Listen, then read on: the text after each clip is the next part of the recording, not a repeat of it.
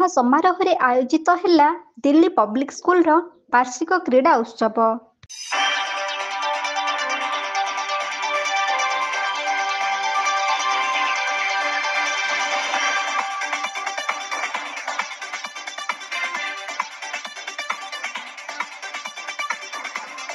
चलचंचल एक रंगीन दुनियार रूप नहीं। आकर्षणीय परिवेश मध्य समस्ते हजि जाइछन्ति।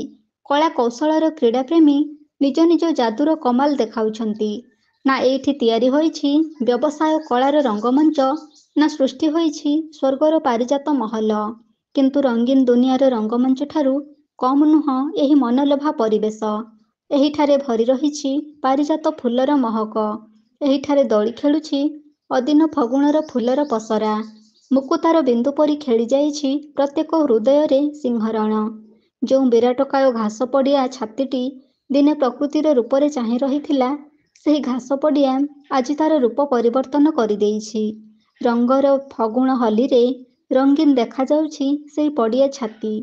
मनरे सृष्टि होई जाइछि अनेक प्रश्नवाची।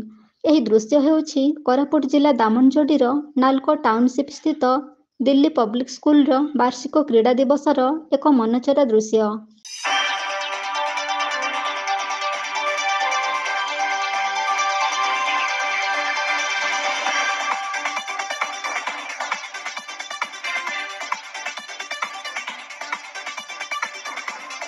नालको टाउनशिप स्थित दिल्ली पब्लिक स्कूल वार्षिक क्रीड़ा प्रतियोगिता खूब महासमारोह आयोजित हो जाइछि। एही वार्षिक क्रीड़ा उत्सव नालकोर कार्यनिर्वाही अधिकारी तथा स्कूल परिचालना कमिटीर सभापति इंजीनियर निरंजन सामल मुख्य अतिथि भावे जोग देइथिले।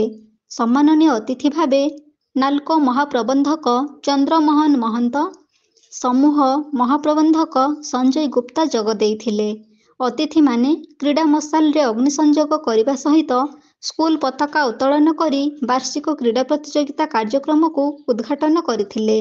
स्कूल अध्यक्षा सुजाता पाणी वार्षिक विवरणी पठन करिथिबा बेले क्रीड़ा शिक्षयित्री अंजना कुमारी एवं क्रीड़ा शिक्षक नवकिशोर पंडा कार्यक्रम परिचालना करथिले। एही अवसर रे स्कूल रो मुखपत्र डीप डीयू अतिथि मानक द्वारा उन्मोचन करा जायथिला। चेनाब, सतलुक, झेलम, राभी, गंगा जमुना हाउस रो छात्र छात्री माने पताका देखाई प्यारेड रे भाग नेइथिले। प्री नर्सरी ठारू आरंभ करी द्वादश श्रेणी रो छात्र छात्री मानकु नेई आरंभ होइथिला दिल्ली पब्लिक स्कूल रो वार्षिक क्रीड़ा प्रतियोगिता।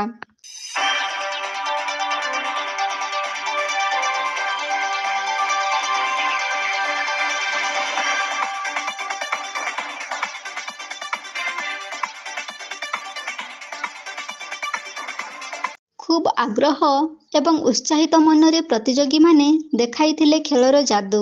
प्रतियोगितार शीर्ष स्थान रे पहुंचिबा पई प्रतियोगी मानक खेलुआड़ मनोभावर एक प्रतिद्वंदिता खेल परिवेश को खूब आकर्षित कर दउथाए। खेलाड़ी माने मध्य खूब श्रृंखलित भावरे तांको निज निज खेल प्रतिभा देखाइबारे अवहेला करि नथांती।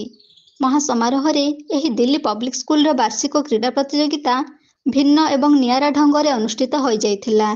दिल्ली पब्लिक स्कूल एक स्वतंत्र परिचय रहिथिबा बेले शिक्षा सहित खेल को मध्य अधिक गुरुत्व देइथाए। ताहा एही वार्षिक क्रीड़ा प्रतियोगिता स्पष्ट जना पड़ुथिला। एहिठारे शिक्षा ग्रहण करी एवं खेलकूदर शिक्षा पाई छात्र छात्री माने निजर स्वतंत्र परिचय पाई सारिथिबा सूचना मिलिछि। खेल शेष रे अतिथि मानक द्वारा कृति खेलाड़ी मानकु श्रेणी विभाग अनुसार पुरस्कृत करा जायथिला। पुरस्कार वितरण उत्सवटी मध्य खूब आकर्षणीय एवं नियारा ढंगरे अनुष्ठित होइथिला।